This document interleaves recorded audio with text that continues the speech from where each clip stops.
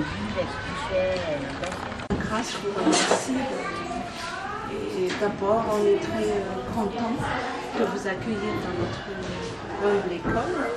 Et nous sommes vraiment, comment dirais-je, chanceuses d'être parmi l'école dont nous rendons visite. Et nous sommes très heureux.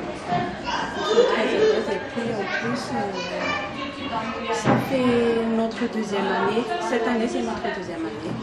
Donc, nous avons vraiment décidé, moi j'ai décidé de construire, d'avoir une école à moi. Ça fait 13 ans que j'étais dans une école, que j'ai travaillé dans une école homologuée, l'école Sully à Romana. Vous connaissez l'école Sully? Oui. Ça fait 13 ans que j'étais là-bas et je me suis dit qu'il faut vraiment que j'ai ma propre école pour que je puisse aider les enfants malgaches qui n'ont pas la chance d'aller dans les écoles françaises, dans les écoles homologuées.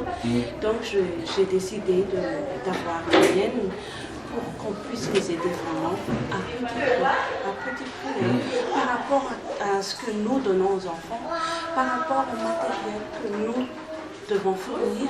Donc je trouve qu'on gagne peu.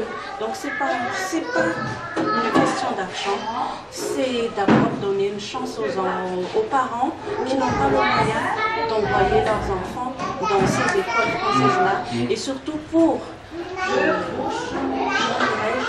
monter le niveau, élever le niveau de français dans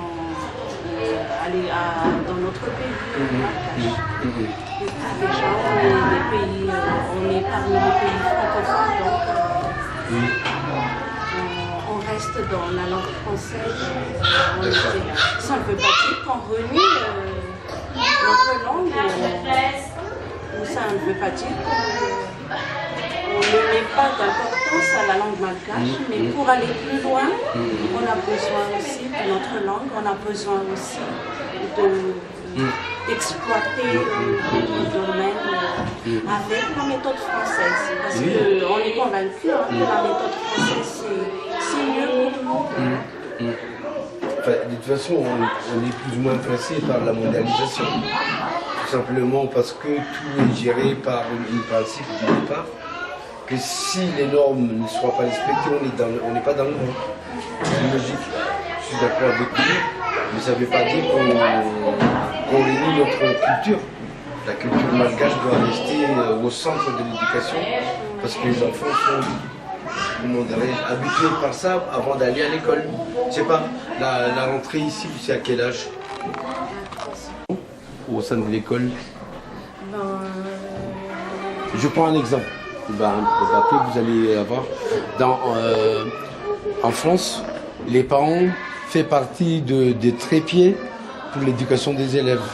C'est-à-dire l'école avec la directrice ou le directeur, avec ses collaborateurs, les enseignants, c'est une équipe.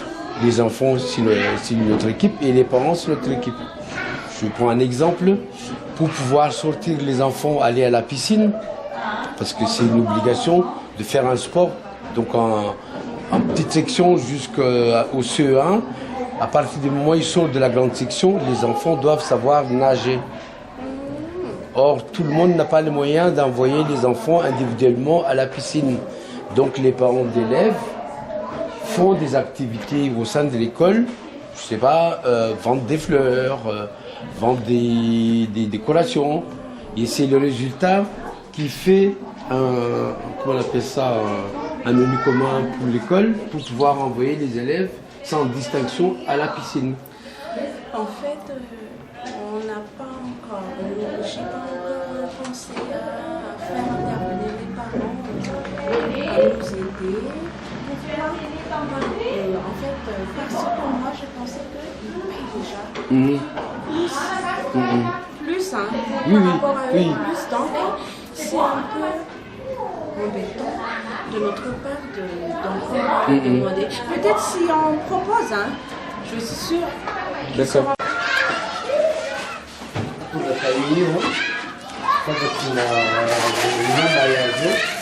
Depuis le crayon de couleur. Voilà. Voilà le tout là. On m'a mis des boules là. Alice pour le livre. Si tu as les boules là, c'était un truc sur des masques. Você já fez a emulação dele? Hã? A emulação dele você fez na nossa vida aqui na il y a un bien à mettre tout le temps là, on a une circulaire. Raci vite un projet, tu me vois que tu as fait. Il y a comme ça, il y a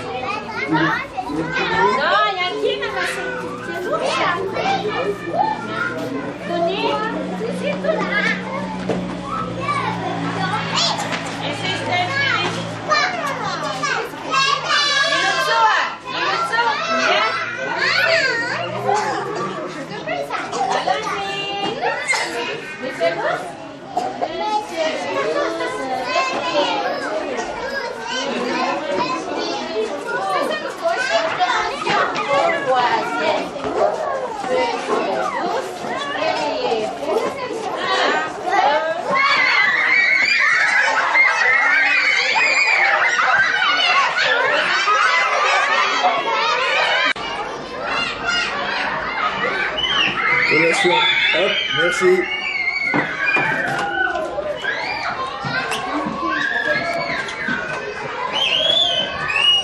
Ah oui, c'est bien la pratique. Oui. Ça, c'est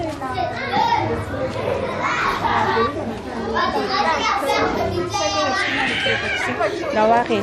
Donc, vous voyez. Donc, ici, c'est un travail pédestre à la manière d'Arcibo qui parle des fruits. Ils ont travaillé. Ça, c'est vraiment un projet annuel. Hein. D'accord. Ça fait une année qu'ils ont fait ça. Ils ont appris les fruits d'abord, les couleurs, les goûts. Voilà. Et pendant le carnaval, ils se sont déguisés en fruits. Oui. Et à la fin, ils ont travaillé sur l'artiste Arciboldo. Et ils ont fait à la manière de... Et à peu près. Voilà. Voilà pourquoi j'ai dit tout à l'heure, c'est apprendre la langue, c'est pas... Bonjour. Bien, monsieur. N'aie pas peur. Allez, n'aie pas peur. Allez, n'aie pas peur. Il pleure encore, peut-être qu'il a mal. Hein. Il est tombé chez lui et les cartons se sont enlevés. Voilà la maîtresse de... Ici, you really shot. Voilà les maîtresses de PS. Elles sont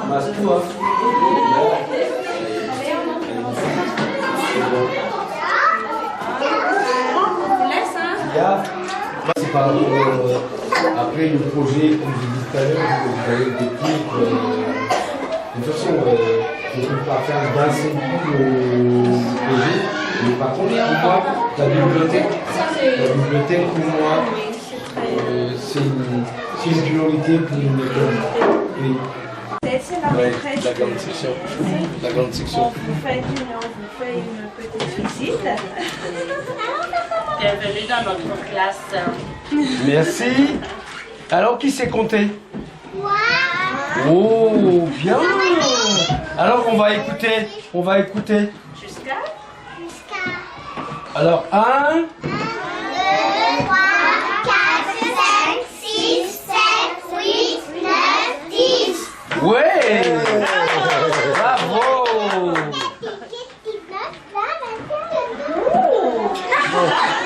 Ouais. L'année dernière, nous avons fait le projet 100 jours. Et ils savent seulement compter jusqu'à 100, mais pas aller.